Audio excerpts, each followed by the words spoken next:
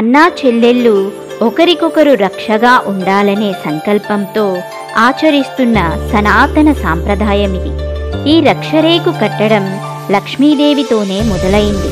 వామనావతారంలో విష్ణువు బలిచక్రవర్తిని అణిచివేసి ఆ బలి భక్తికి మురిసి అతని కోరిక మేరకు కావలివానిగా ఉండిపోయాడు. ఎంతకీ వైకుంఠపురికి చేరని భర్త కోసం లక్ష్మీదేవి బలిచక్రవర్తి ఉండే సుతల లోకానికి వెళ్ళింది. రక్షాబంధనం కట్టి సోదరిగా మన్నించి పతిని ఇమ్మని కోరగా విష్ణువును విడుదల చేశాడు బలిచక్రవర్తి. నాటి నుంచి అక్కా చెల్లెళ్ళు సోదరులకు రక్షాబంధనం కడుతున్నారని పురాణోదంతం. సూర్యదేవుని పుత్రిక యమున తన సోదరుడైన యమునికి రక్ష కట్టి ఆడపడుచులకు యముని రక్ష ఉండాలని కోరి ఆ వరాన్ని పొందింది. ద్రౌపదీదేవి శ్రీకృష్ణుడికి రక్ష కట్టి అనుక్షణం రక్షణ పొందింది. శాంత శ్రీరామునికి, కామాక్షీదేవి పెరుమాల్ వరదరాజస్వామికి, మానసాదేవి వినాయకునికి, ఇలా దేవతామూర్తులు ఎందరో సోదరునికి రక్ష కట్టినవారే. చరిత్రలో కూడా ఈ సాంప్రదాయం కొనసాగింది. ముస్లిం సోదరుడైన హుమయూన్కి రక్ష కట్టి కర్లావతి తన చిన్న సామ్రాజ్యాన్ని రక్షించుకుంది.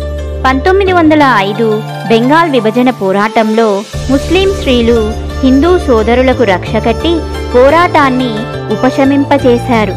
కుల, మత, వర్గ, జాతి, దేశ భేదాలు లేకుండా మహోన్నత ఐకమత్యానికి సంకేతం ఈ రాఖీ పండుగ. ఇది మన రాఖీ పండుగ గొప్పతనం. నేటి రాఖీ ఒకప్పుడు కేవలం పసుపు పూసిన దారం. దానికి పూజ చేసి దేవదేవుని అనుగ్రహాన్ని అందులో నిలిపి పసుపు కుంకుమలు అద్ది సిద్ధం చేసేవారు. సోదరుడు అంటే అమ్మానాన్నల వంటివాడేనని భావిస్తారు.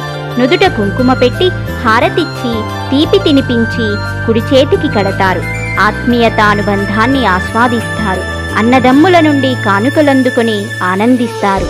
సూర్యుడు నడినెత్తిన ప్రచండంగా ప్రకాశిస్తున్న సమయంలో, అంటే సుమారుగా పట్టపగలు 12 నుంచి 3 గంటల మధ్య ప్రాంతంలో రాఖీ కట్టాలని గర్గ మహర్షుల వారు నిర్ణయించారు. రక్షాబంధనం మొదట ఉత్తర భారత ఆచారం, ఇప్పుడు యావత్ భారత సాంప్రదాయం.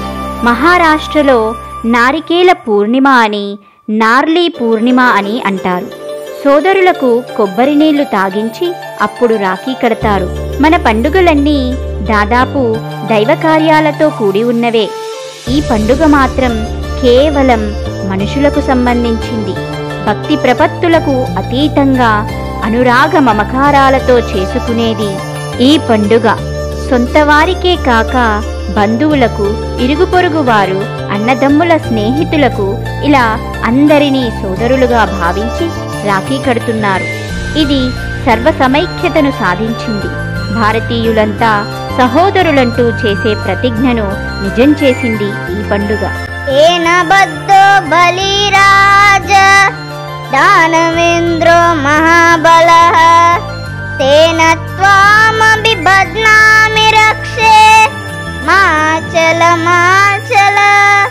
ఈ శ్లోకం యొక్క అర్థం: ఓ రక్షాబంధనమా, మహాబలవంతుడు రాక్షసరాజు అయిన బలి చక్రవర్తినే బంధించినావు కాబట్టి నిన్ను ధరిస్తున్నాను.